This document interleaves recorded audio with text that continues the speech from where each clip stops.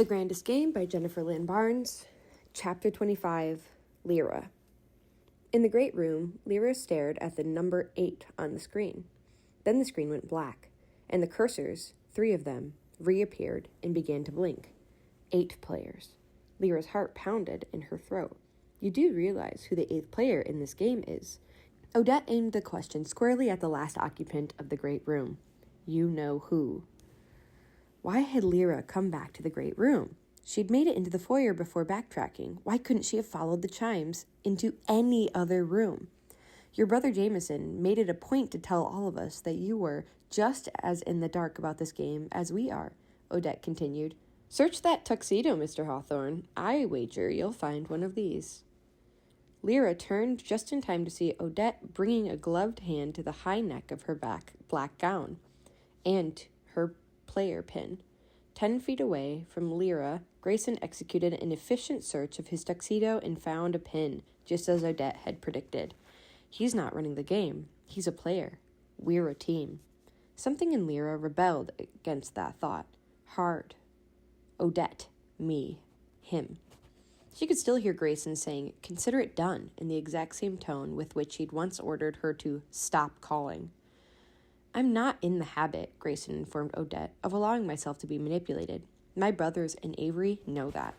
You must admit that your inclusion does add a certain level of challenge, Odette said. We may be a team at the moment, but in the end, to win it all, one must best a Hawthorne.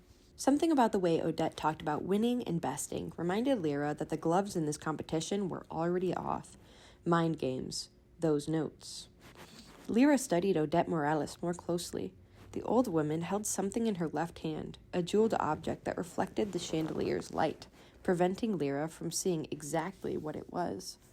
It is well within my power, Grayson said, directing his words to Odette, and only Odette, to refuse to play. Refuse to play?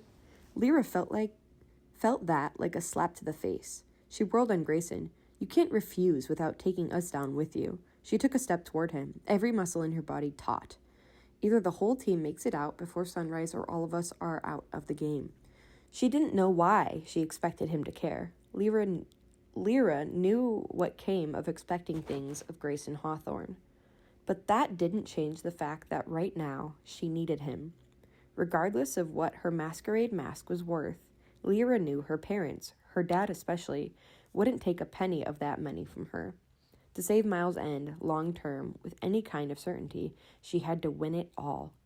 You'll pay, Lyra told Grayson fiercely, and you'll hold the nothing back. He owed her. He owed this to her.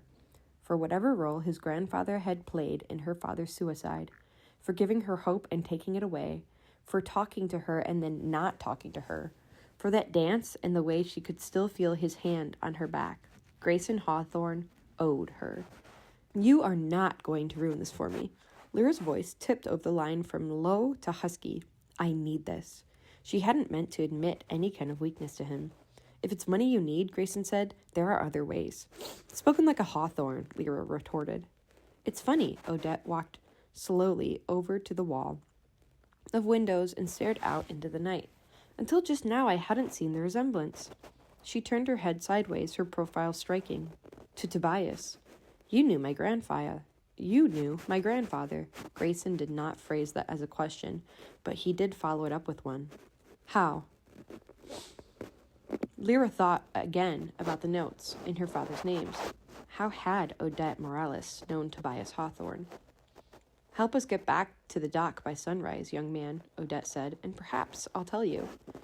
There was a beat of silence, and then, there's a lever, Grayson stated, underside of the screen. Lyra turned and saw it. She crossed the room. I should pull the lever. She didn't. Not yet. Is that a yes? She demanded, twisting back to face the last person on the planet she wanted to be locked in a room with. You'll play? Grayson stared back at Lyra, his pupils expanding inky black against the irises that walked the icy line between blue and gray. It hardly seems like I have a choice, he said. I value my life, and you prefer to have a temper. Muscles shifted over his granite jawline like he'd entertained the idea of smiling, and he had decided against it. Locked in with Grayson Hawthorne. Lyra's mind went to the quote in the ruins. Her hint about the nature of the game. Escape.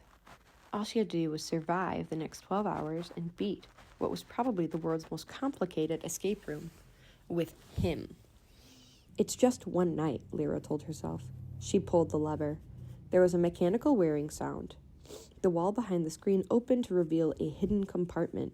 Inside it was a chest made of gleaming mahogany, accented in gold. Lyra walked toward it. Engraved on a gold plate on the front of the chest was a phrase that she deeply suspected was Latin. Et sic incipit. Grayson walked to stand directly behind her and translated. And so it begins.